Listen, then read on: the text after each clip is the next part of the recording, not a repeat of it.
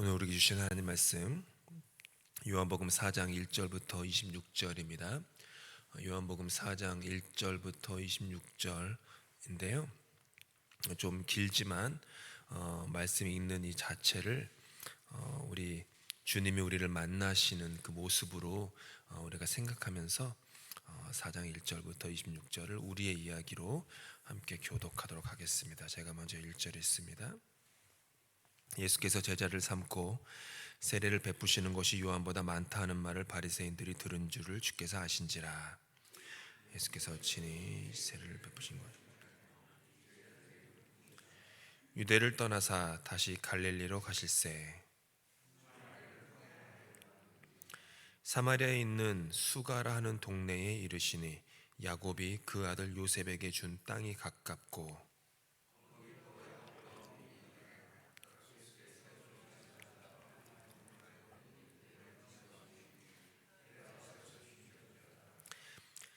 사마리아 여자 한 사람이 물을 기르러 왔음에 예수께서 물을 좀 달라 하시니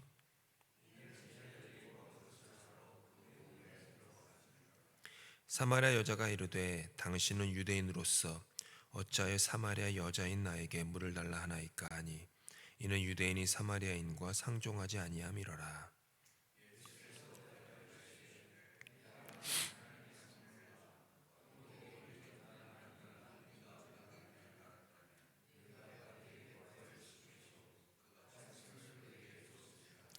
여자가 이르되 주여 물 기를 그릇도 없고 이 우물은 깊은데 어디서 당신이 그 생수를 얻겠사옵나이까.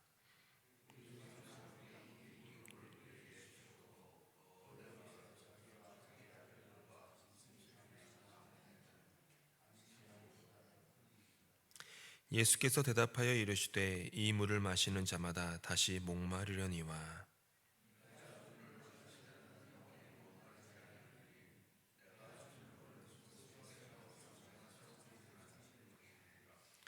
여자가 이르되 주여 그런 물을 내게 주사 목마르지도 않고 또 여기 물 기르러 오지도 않게 하옵소서.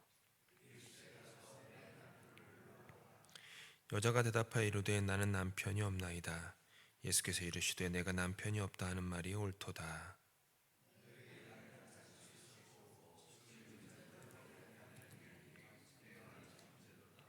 여자가 이르되 주여 내가 보니 선지자로소이다.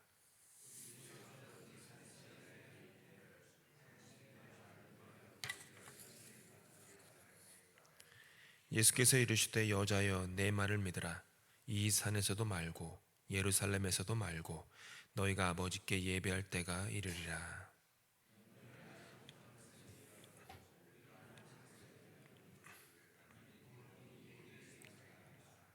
아버지께 참되게 예배하는 자들은 영과 진리로 예배할 때가 오나니 곧 이때라.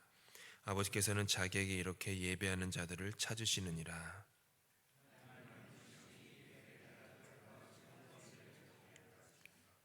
여자가 이르되 메시아 곧 그리스도라 하는 이가 오실 줄을 내가 아노니 그가 오시면 모든 것을 우리에게 알려 주시리이다.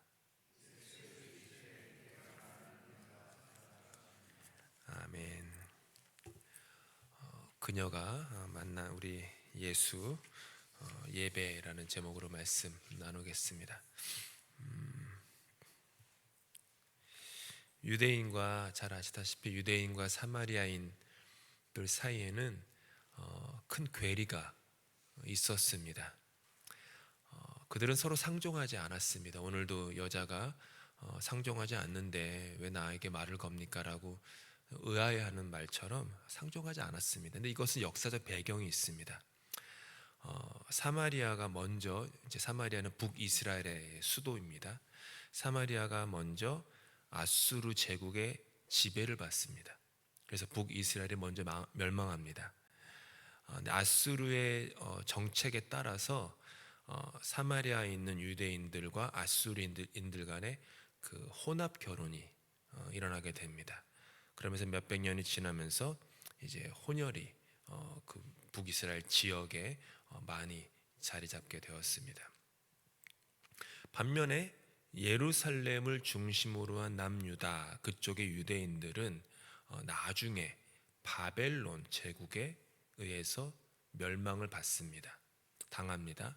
하지만 바벨론의 그 지배를 받지만 바벨론은 아수르 제국과는 다른 통치 정책을 폈기 때문에 남쪽에 있었던 유대인들은 순수 혈통을 유지합니다. 유대인들은 순혈을 매우 중요시 여기는 민족이었습니다.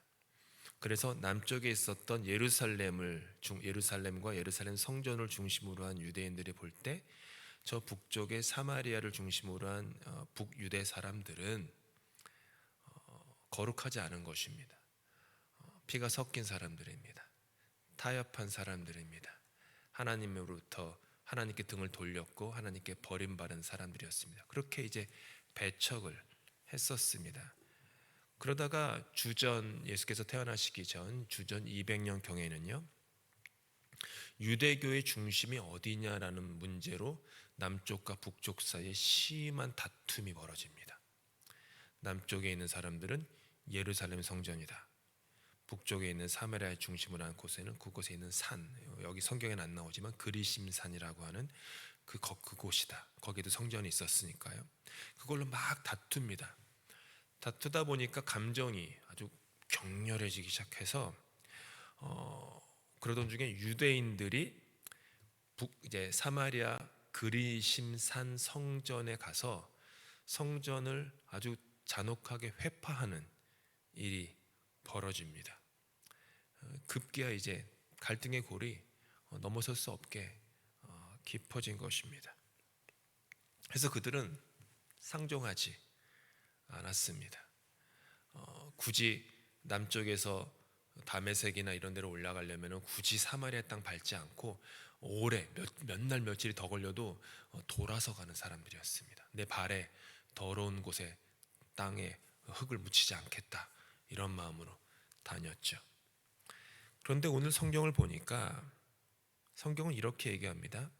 사마리아를 통과하여야만 하겠는지라. 통과하고 싶다도 아닙니다. 사마리아를 지나가고 싶다도 아니라 사마리아를 지나가야만 하겠다라고 얘기하죠. 그리고 예수님은 제자들이 이제 먹을 것을 가지러 이제 동네에 들어갈 때 혼자 우물가에 계시다가 여인을 만납니다. 수가성의 여인, 사마리아 여인, 여러 가지 이름으로 불리는 그 여인입니다. 유대인이 사마리아인과 상종하지 않았던 것처럼 남자와 여자가 대화하는 건 역시 당시에는 금기시되던 일이었습니다. 일례로 우리 조선 땅만 생각해도 조선에 있었던 우리 교회들 대부분에는 남자가 있는 자리와 여자가 있는 자리가 다 이렇게 가려져 있었습니다.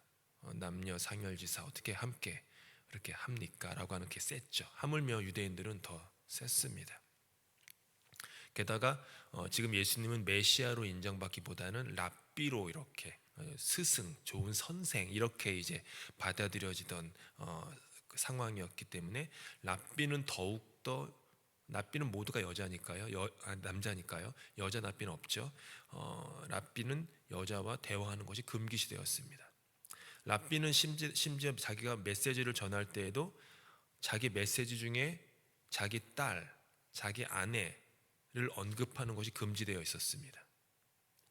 그 정도로, 제가 지금 이렇게 장황하게 설명드리는 것은 그 정도로 예수님과 이 사마리아라는 곳의 이 여인과의 만남이 아주 이상한, 어떻게 거의 벌어질 수 없는 만남이었다라는 것을 설명드리기 위함입니다.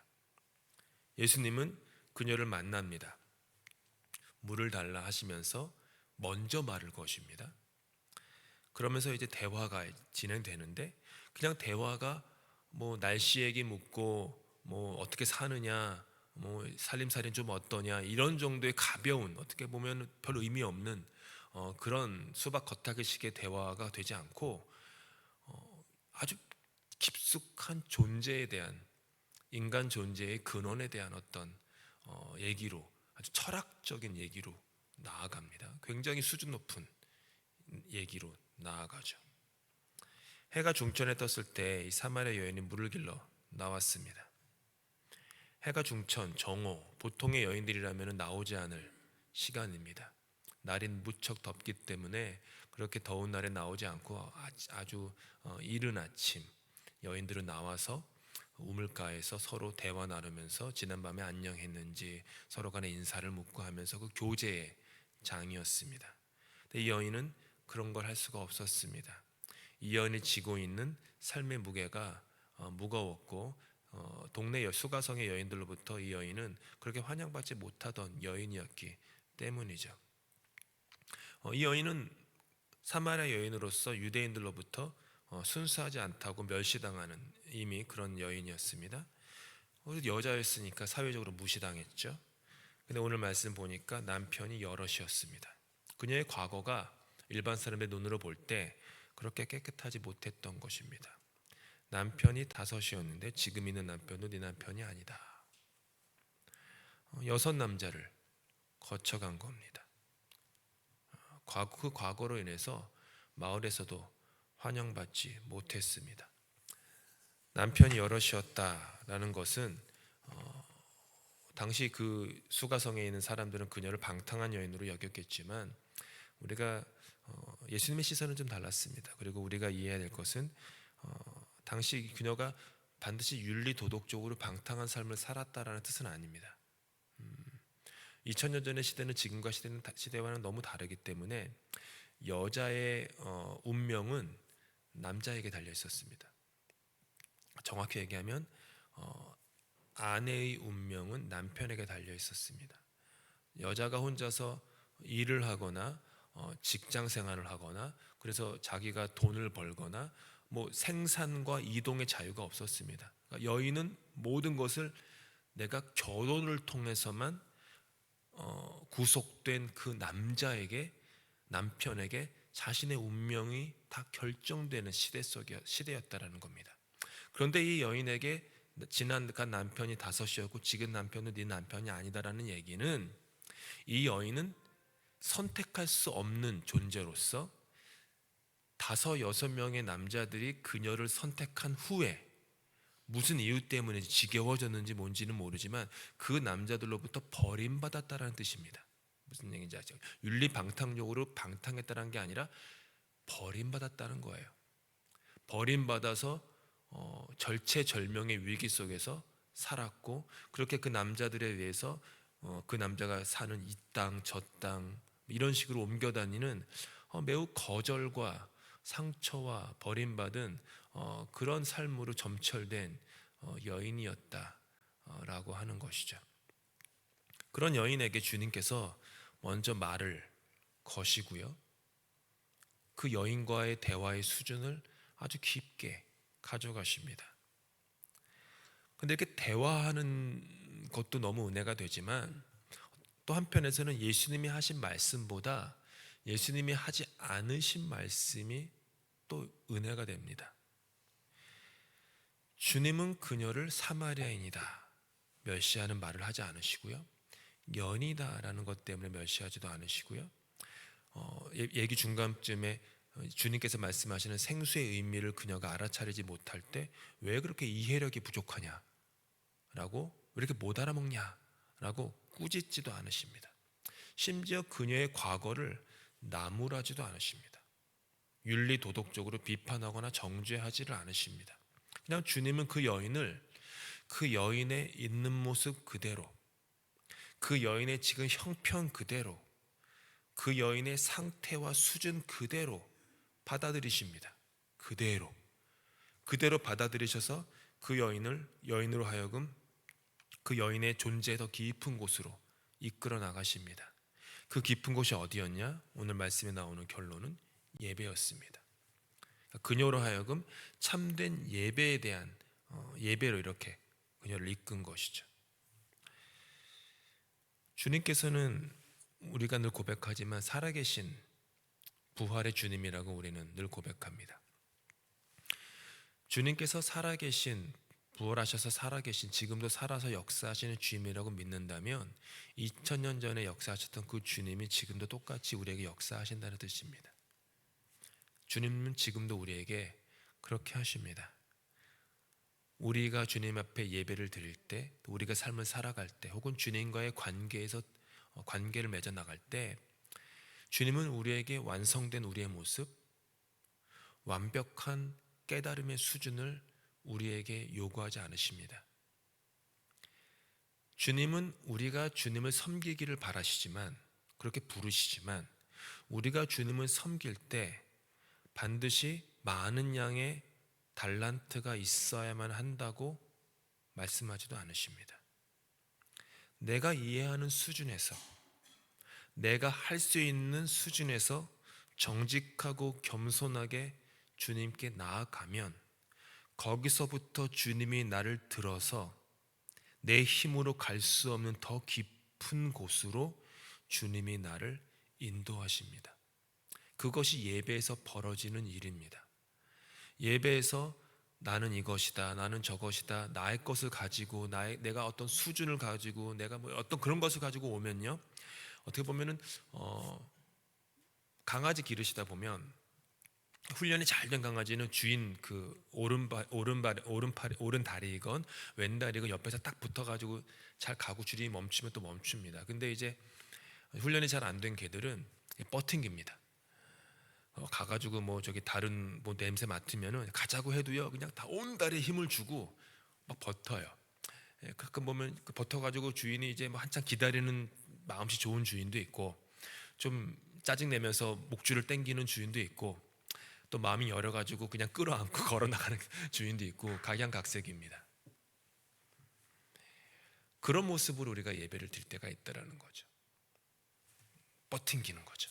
나를 붙잡고 딱.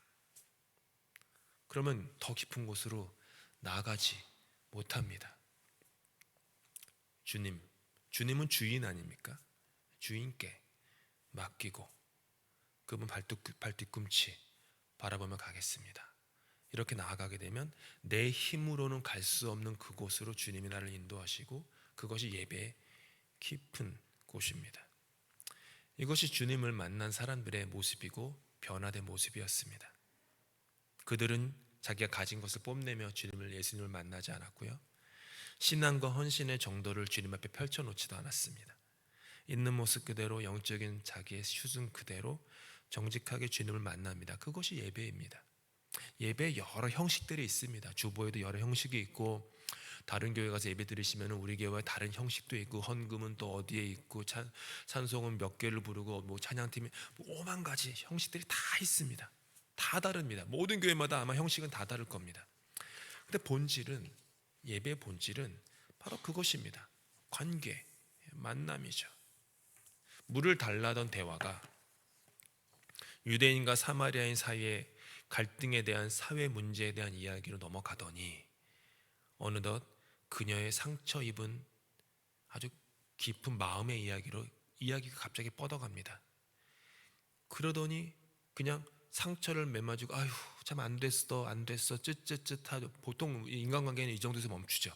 아 참 안 됐어, 참 얼마나 그동안 아팠어, 이렇게 위로하는 정도의 수준으로 멈출 대화가 갑자기 참된 예배가 뭡니까? 라는 대화로 넘어가요.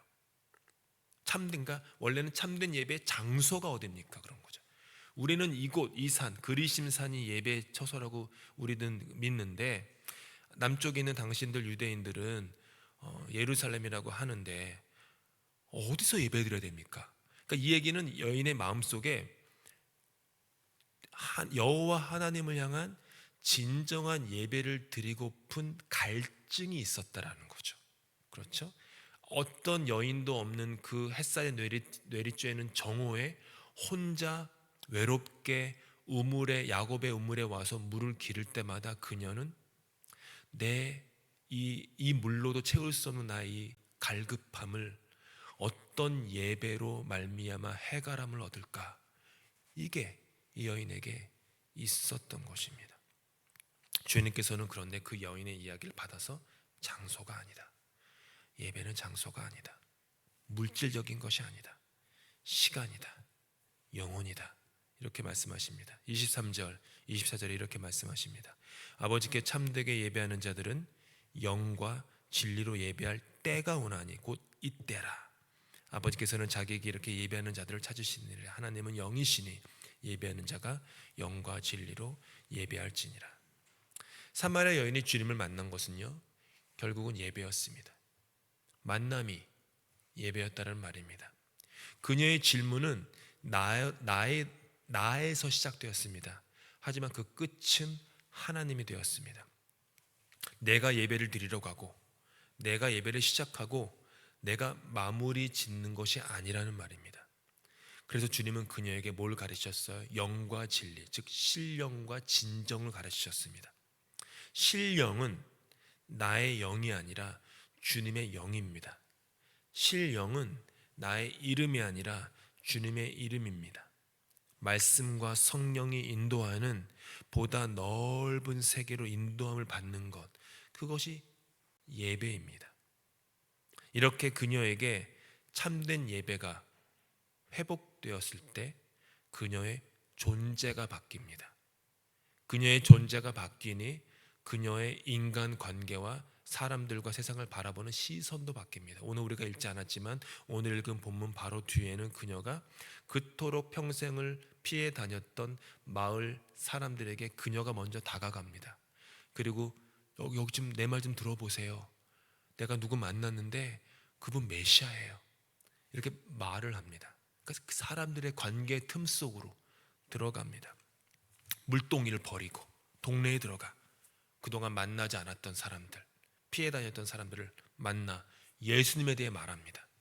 예배에서 오는 진리의 깨달음이 그녀의 물 항아리 영혼을 가득 채우니 그때부터 증인되는 삶이 따라온 것입니다. 예배에서 오는 우리 물이 우리에게 힘을 주는 것처럼 예배에서 오는 힘이 있을 때 세상과 나의 관계, 나와 다른 사람의 관계가 올바르게 세워지게 되었더라 라는 것입니다. 주님의 영으로 예배를 드리는 것, 그것이 참된 예배입니다. 우리가 매 예배 드릴 때마다 어떤 영으로 우리는 주님을 예배합니까? 수요일이건 토요일이건 주일이건 혹은 혼자 개인적으로 말씀을 묵상하는 예배의 자리이건 기도의 자리이건 과연 우리는 나의 영으로 나의 이름만 들고 예배하고 있습니까? 아니면 내 것을 내려놓고 주님의 영으로 주님의 이름을 구하며 주님께서 인도하시는 대로 내가 조금씩 더 따라가겠습니다라는 순종의 마음, 내려놓음의 마음, 그렇게 넓은 곳으로 깊은 곳으로 나아가고 있는지 매 순간마다 우리는 우리의 예배드리는 우리의 영혼의 자세를 점검해야 할 것입니다. 그리고 주님께 기도해야 할 것입니다. 주님, 저에게도 그 수가성 사마리아 여인에게 주셨던 영원토록 마르지 않는 그 생수, 영혼의 생명수를 제 영혼에 주님 예배 때마다 채워 주시옵소서.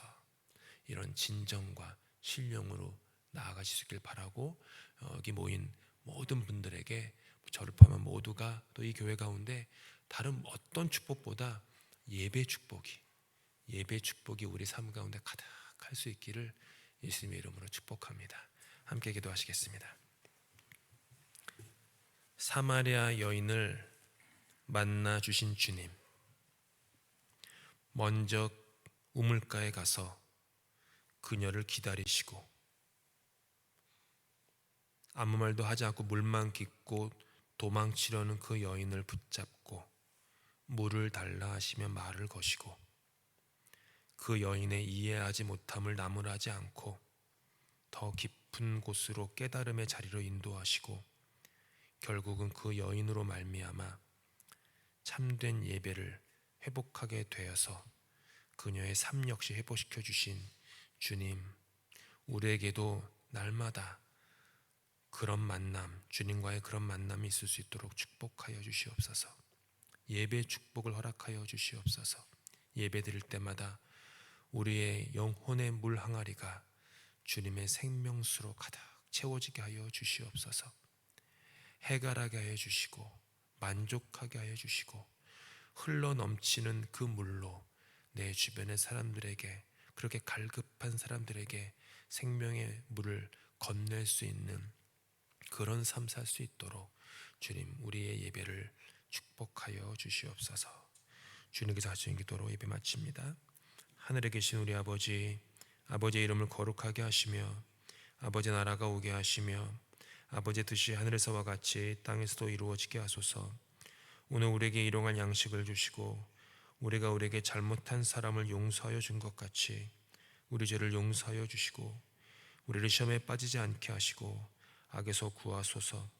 나라와 권능과 영광이 영원히 아버지의 것입니다. 아멘.